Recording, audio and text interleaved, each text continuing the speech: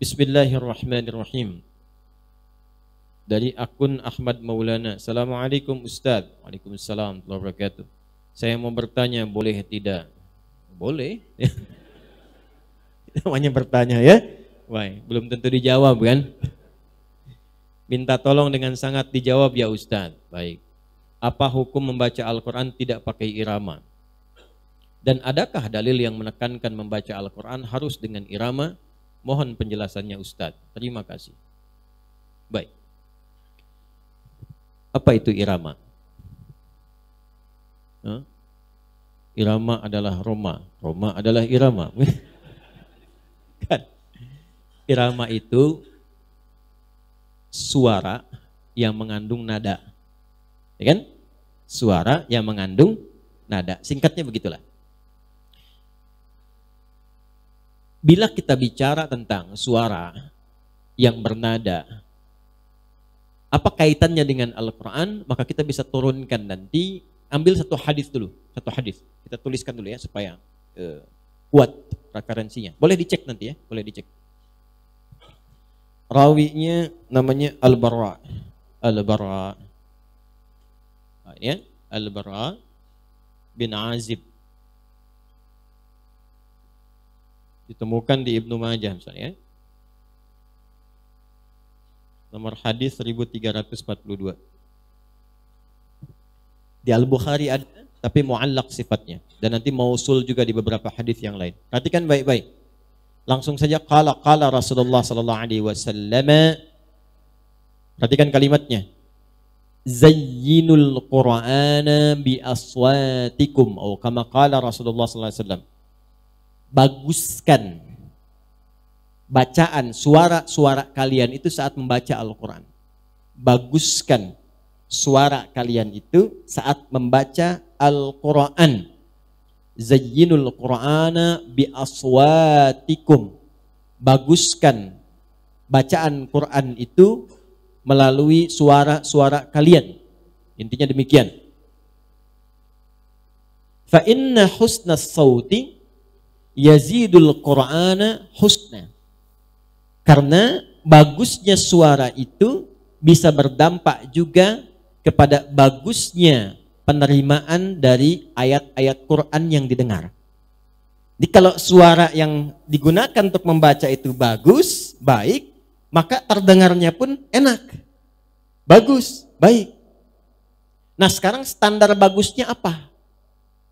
Apakah standar bagusnya yang disebut dengan irama itu menjadi lagu, atau ada nada, atau yang lain?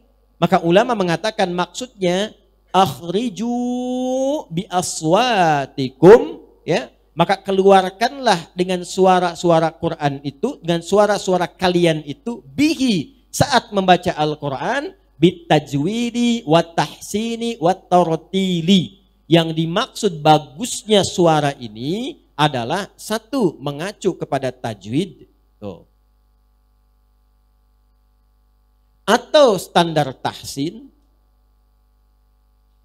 atau tartil. Ambil yang pertama, apa itu tajwid? Yuk ngaji kita kitab tajwid. Ambil yang paling tipis diajarkan di pesantren, namanya Hidayatul Mustafid fi ilmi tajwid. Pembukanya, ma ilmi tajwid. Mat tajwidu, at-tajwidu lughatan al-ityanu bil jayyidi wastilahan ilmun yu'rafu bihi haqqahu wa mustahaqqahu min as-sifati wal mududi wa ghairi dhalika kat-tarqiqi wa tafkhimi wa nahwihima. Ma ghayatu ilmi at-tajwidi ghayatuhu bulughun nihayati fi itqani lafdil qur'ani alamatul luqiyya min al-hadrati nabawiyyati afsahiyyati wa qila ghayatuhu sawnul lisani 'anil khata'i fi ita'i kitabillahi ta'ala. Paham? Tidak. Baik. Apa itu tajwid? Itu saya pelajari di tahun 97. Saya baca itu, belajar di hari Rabu. Pelajarannya sore jam 4, saya baca jam 2. Saya hafalkan itu tahun 97. Berarti sekarang sudah berapa tahun? 15 tahun ya? Ada kurang lebih ya? 15 tahun. Saya ingatkan kepada adik-adik yang masih belajar atau kita semua, salah satu wasilah untuk menguatkan hafalan itu nanti ada 3. Ada 3. Ada berapa? Ada 3. 1, jauhi maksiat. Yang kedua, tingkatkan taat. Rajin sholat, tahajud, rajin baca Quran. Yang ketiga, ini penting nih ya, bisa doa orang tua atau memuliakan guru. Jadi kalau sedang belajar, kita mohon kepada Allah berkahnya guru. Apa di antara caranya untuk menghindari, untuk tahu aib-aibnya guru? Jadi kalaupun kita tahu ada salahnya misalnya, dan memang manusia itu tempatnya salah, maka jangan berusaha mencari kesalahan guru. Itu saya praktekin betul. Yang pertama, di antara yang mempraktekkan ini dari ulama besar kita, namanya Syekh Nawawi dari Banten, Syekh Nawawi Al-Bantani. Itu kalau mau datang ke majlis ilmu, beliau biasa sodakoh dulu.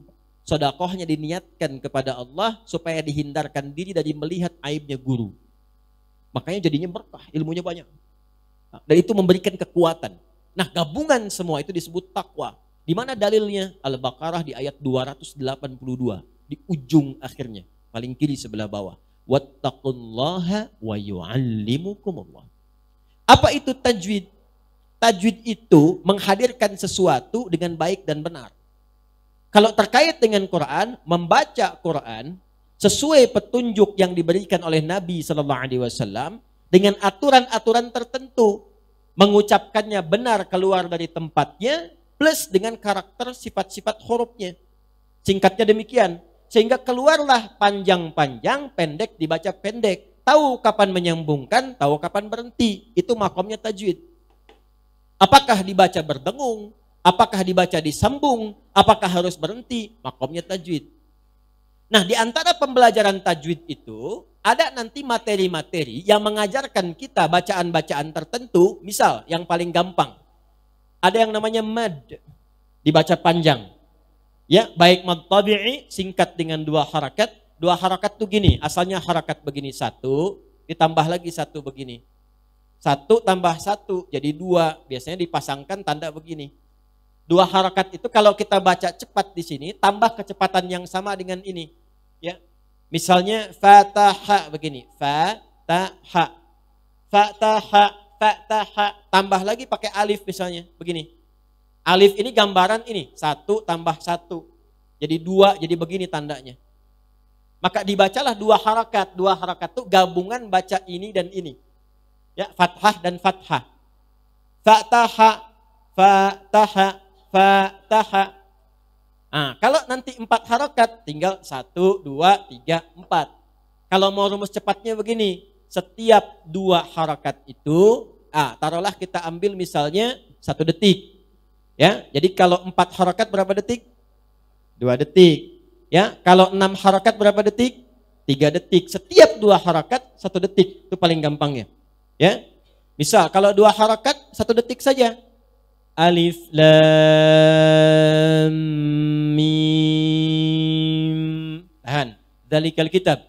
Dzalika 1 detik saja. Dzalikal kitabu la raiba fihi.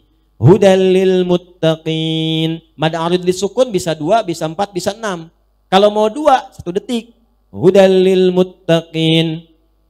Ya, 4, 2 ketukan, 2 detik. Hudal lil muttaqin. 6 harakat, 3 detik, gampang. Hudal lil muttaqin. Selesai. Gampang kan? Halo, gampang? Gampang ya? Nah, ini tajwid. Jadi kalau kita belajar tajwid dari panjang dan pendek saja, itu otomatis akan melahirkan suara yang menghadirkan nada. Itulah irama. Makanya otomatis belajar Quran pakai tajwid itu pasti akan keluar irama. Dan yang paling menarik, irama Quran itu 1, beda dengan musik. Makanya iramanya nggak bisa disebut musik. Awas ya, iramanya nggak bisa disebut apa? Musik. Ada 2 nanti irama yang nggak bisa disebut musik. 1 Quran, yang kedua adzan. Jelas? Karena itu musik sudah ada di zaman jahiliyah. Jangan salah. Sudah ada.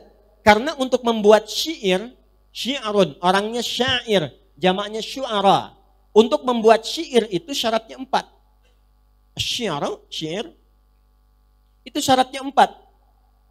Di antara 4 itu ada fasahah, harus fasih kata-katanya. Nggak boleh a i e a i e a i e. Yang kedua, khayal, ada imajinasi. Semakin tinggi imajinasi, semakin kuat ya daya pikat syairnya. Yang ketiga apa? Ada unsur musik. Makanya nanti ada notasi di jahiliyah itu. Notasinya dikenal dengan bahar namanya. Ada 16 bahar. Ini ilmunya arud namanya. Ada 16 notasi. Ada rumus tawil yang pertama. Tawilun lahudunal bukhuri fadailu. Fa'ulun mafa'ilun fa'ulun mafa'ilu. Kifa nabki min dhikra hadal habibi bihadal manzili. Bisaqtili wa baina dakhuli fahawmali. Ya. Kifa nabki dzikral habibi wa manzili bisaqtili wa bainad dakhuli fahawmali. Itu tawil. Ada yang mustaf'ilun mustaf'ilun mustaf'ilun mustaf'ilun mustaf'ilun mustaf'ilun rajaz.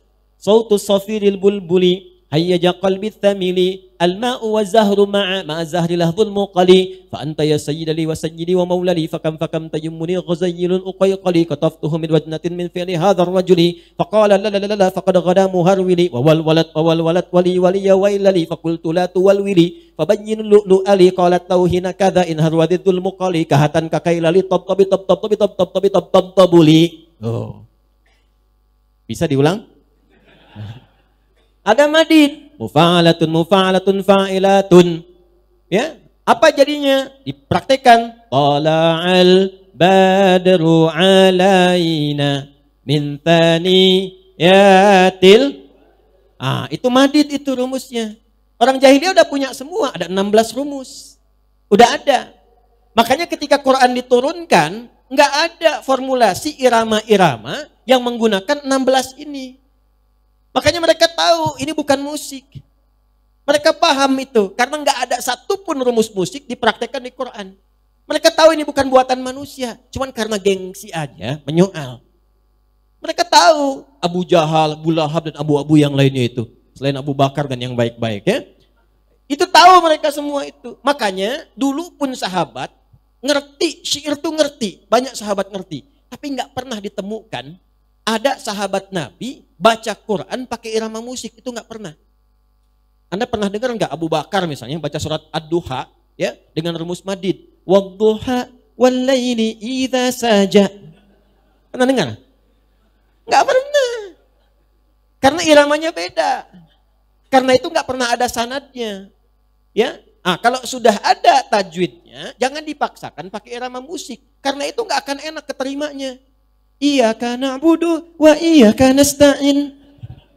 Coba baca Quran gitu, bubar jamaah itu. Alam nashrah laka sadrak. Nggak bisa. Wa wada'na anka wizrak. Nggak bisa. Coba aja Anda. Jangan ya, jangan. Jadi kalau sudah ada tajwid, nggak usah pakai langgam yang aneh-aneh. Nah, mau langgam Jepang, langgam Cina, langgam Jawa, langgam Sunda. Orang kayak, yuk pepuh lah, daminati lada, nih baca Quran nanti. Nggak bisa. Ya, bubui bulan, sangran bentang, alam taro, kaifa fa'ala rabbuk. Nggak bisa. Nggak enak keterimanya. Jelas ya? Jadi nada di Quran itu, irama Quran itu bukan musik yang dimaksudkan di musik-musik biasa. Bukan itu, beda. Itu dihasilkan dari tajwid. Karena itu sentuhan ke hatinya pun lain. Dan dahsyatnya, setiap orang yang belajar tajwid, itu akan keluar bacaan Quran dari lisannya yang menandakan irama-irama secara pribadi masing-masing. Itu bisa beda satu dengan yang lainnya. Mau disama-samain akan ketahuan. Bismillahirrahmanirrahim. Oh iya masih cecep. Udah ketahuan. Ya orang tua kita dulu tuh. Kan gak ada lagu-lagu yang aneh-aneh. Tapi kita tuh tahu dan merasakan betul bacaannya. Tulus, enak. Jadi kalau kita ngajinya benar, diikutin tajwid, keluar irama sendiri. Itulah mukjizat Al-Quran. Jadi gak bisa ditiru siapapun. Alhamdulillahi Rabbil Alamin Ar-Rahmanir Rahim. Siapa itu? Sudais, Ustaz Adi. Ya, jadi kita udah bisa, oh ini Ausi ini Al-Affas ini. Oh ini sudes, ini surem. Udah ada cirinya sendiri gitu. Dan jadi pribadi aja. Karena itu kalau baca Quran, ikut tajwid, jangan ikut lagu. Itu telinga saya tuh sering kali panas kalau jadi makmum. Sering kali panas tuh, tapi nggak bisa dikucek. Ya, kalau imam lagunya bagus emang, cuman tajwidnya berantakan. Iyyaka na'budu wa memang bagus lagunya. Cuman kepanjangan gitu. Ya. Jadi jangan ngikutin lagu. Jangan ngikutin lagu. Sekalipun nanti ada sebagian ulama membuat standar-standar irama. Seperti Bayati. Bukan Buyeti, Bayati. Ada soba, ada ros. Itu kan. Ar-tayran alal ghusni yunadi. Ya kan? Ada itu ya? Ada dipraktekkan di Ar-Rahman itu kan? Khalaqal insana min salsalin kal fakhari wa khalaqal jan. Ya, kurang lebih begitulah ya, kurang lebih. Saya kan bukan ahli di maqamat ya. Tapi maksud saya itu gambaran-gambaran spesifik untuk Quran. Tapi jangan maksakan baca Quran untuk dibawa ke lagu. Jelas? Karena itu di era Islam, ketika Islam datang memberikan pencerahan dan perubahan, lagu-lagu yang tadinya inspirasi-inspirasi kosong. Jadi orang jahiliyah tuh biasa, kalangan para syair, syu'ara itu ada yang datang ke lembah-lembah cari inspirasi. Sehingga lupa dengan anak, lupa dengan kegiatan yang lain. Untuk dapat imajinasi aja lirik-lirik tertentu. Sehingga meninggalkan kegiatan yang pokok. Itu dicela oleh Quran. Tidak dibenarkan. Ya, maka turun Quran surah Asy-Syu'ara ayat 227 itu. Wasyu'ara yattabi'uhumul ghawun. Alam tara annahum fi kulli wadi yahimun. Seringkali mereka mencari inspirasi datang ke lembah-lembah. Cuman sayang meninggalkan banyak kegiatan yang positif. Kalau diadopsi sekarang nggak usah ke lembah, kadang-kadang gelapin lampu semua, nyalain lilin satu cari inspirasi, tapi sholat ditinggalkan, anak lupa dimandiin, tuh kan? Dan sebagainya dan sebagainya. Nah itu yang tidak diinginkan. Maka dirobahlah dalam nanti peradaban Islam, irama-irama musik tadi dialihkan kepada yang disebut dengan nazam. Maka nazam disertakan kepada disiplin ilmu. Apa diantaranya? Di bahasa ada namanya alfiyah. Alfiyah Ibnu Malik itu yang paling terkenal 1002 bait. Rumusnya masih sama, yang rajas, mustafilun, rajas muzdawaj namanya. Tapi dibawa untuk menghafal kaidah bahasa Arab.